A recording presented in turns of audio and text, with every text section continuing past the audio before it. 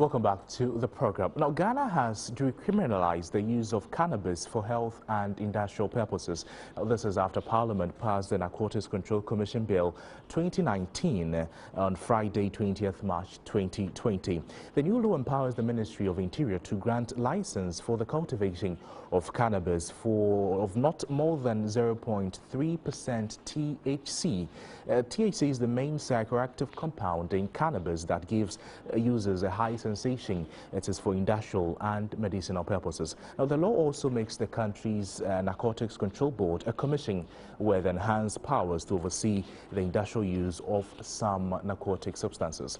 I have in the studios with me Kwaku Agyemang to talk about the use of cannabis after it was legalized by Parliament, waiting for an accent by the President. Welcome to our studio, sir. Thank you very much. Cannabis has finally been decriminalized. What's your take on that? Well, I'm happy you've used the word decriminalized because that's all that's happened.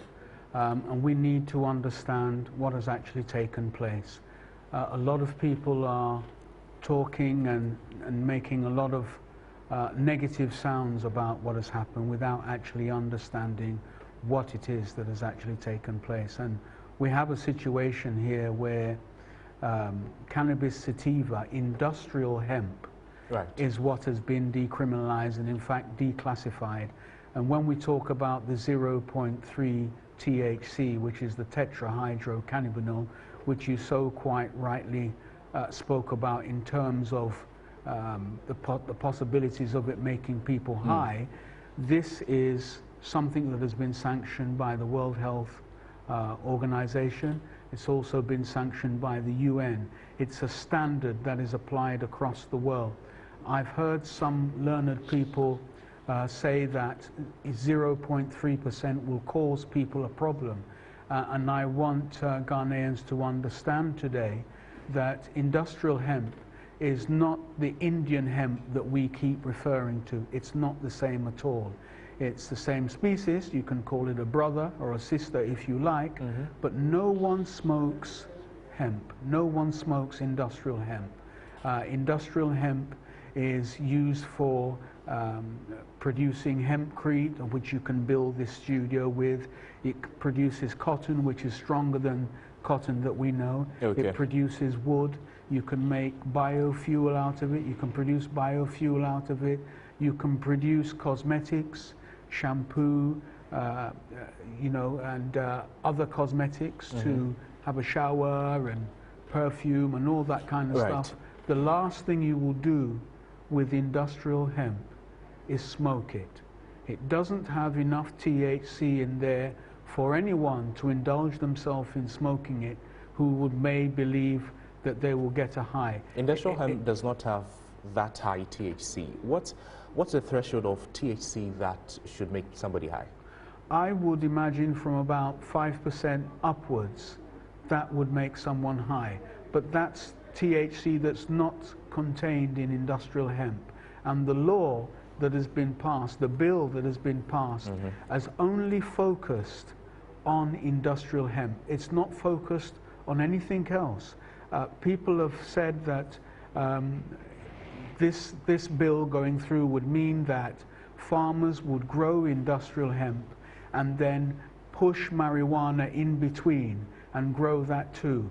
I want Ghanaians to understand that this is a fallacy, it's falsehood, it's misinformation, because if you don't know about cross-pollination, then you have no rights even talking about cannabis. And I want to let you know that if I grow hemp here in Accra, and you grow marijuana 50 miles away, or let's say 40 miles away, the pollen from the industrial hemp will be blown across to your farm and it will destroy your crop. It will mean that the marijuana that you have cultivated is no longer useful as a narcotic drug, if you like, when you smoke it. Because instead of producing the buds that people use not only for smoking, but to extract the oils and make serious medicine out of, it would only produce buds that would have seeds. It would have no use at all. The industrial hemp produces buds that has seeds. Now, health aspects. And let me say this, and let me say this too, sorry to cut you, is that industrial hemp grows 16 feet tall. Meanwhile, marijuana grows about 5 or 6 feet tall. So the difference is clear. It's a huge difference. And also, no one smokes the leaves of marijuana or industrial hemp. You smoke the buds. So this is not an issue of, oh, the law has said you can grow industrial hemp and now people are going to be smoking the leaves of industrial hemp. That's not the case at all. Nobody smokes industrial hemp. Industrial hemp is as it says it is. It's for industrial use only. You believe that the misunderstanding is from pure ignorance? The misunderstanding is because of a lack of information, a lack of research. I don't want to say it's pure ignorance. Of course, one can use that if one wants, but it's because media houses like yourself won't allow people who are in support of what government is doing significant time to educate the rest of Ghanaians about it. Is doing that, aren't we? Let me ask you this. Health experts say they are concerned that the decriminalization of industrial hemp could increase the use of narcotics in the country. That, once again, that's another fallacy. What we have to understand is this, is that as we sit and speak now, there are people, there are farmers who are growing marijuana right now. And the positiveness, the positivity of what comes out of this bill is that those farmers will stop being on the illegal side of the law and will now become legal because they will cultivate something that the ministry, they will stop growing marijuana. They will stop growing marijuana and they will now start growing industrial hemp. Are there types of cannabis?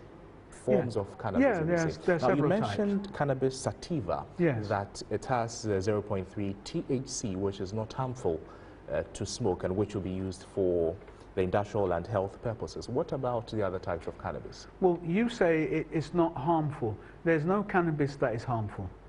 There is no cannabis that is harmful at all. This is another great fallacy that has been spread around to conjure up fear and panic. Look, people smoke cannabis all over the world, and I wonder that in Holland, where they set up these cafes 2 decades ago, 3 decades ago, why don't we hear about people over there suffering from psychosis, yet we are pushing that type of message out to the population here in Ghana that if people smoke weed, they develop psychosis? Why are we pushing these type of blatant lies around the place when it is not true? 2.5 million people smoke marijuana in Ghana, 2.5. I don't see 2.5 million people walking around the streets of Ghana and they're mad. I don't see it at all. Now, Agyemang, our time is quite limited, but let me ask you this. Do you think the ordinary Ghanaian, the average Ghanaian on the street, will be able to differentiate between the buds of cannabis and the buds of marijuana? As you say, it is the buds that we smoke. Well, I can't differentiate between the exhaust and something else in my car because I'm not a specialist. And to ask whether or not ordinary people will be able to do that, you know that the answer to that is no. But how relevant is that question? Doesn't it make how relevant is that? Hold on for me. Doesn't it make the concern that the health authority, the mental health authority has, doesn't it legitimize it? It doesn't legitimize it at all, because are we suggesting that everybody is now going to get up and grow industrial hemp? That's not the case. We're talking about a bill that has gone through a process in Parliament and has been passed. And before that bill can actually take root and people start growing industrial hemp, there has to be regulations.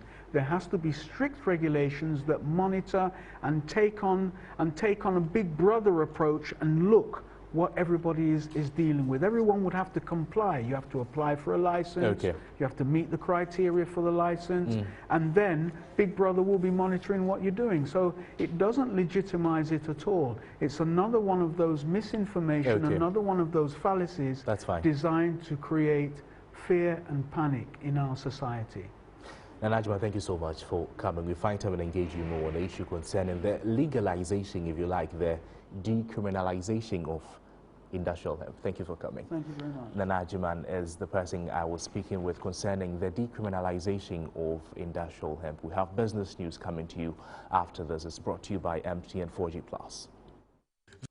And that's how I draw the curtains down on Newsnight this evening. Thank you so much for watching the program on behalf of the entire Newsnight production team. Thank you for watching. My name is Noble Crosby, and have a good night. Bye-bye.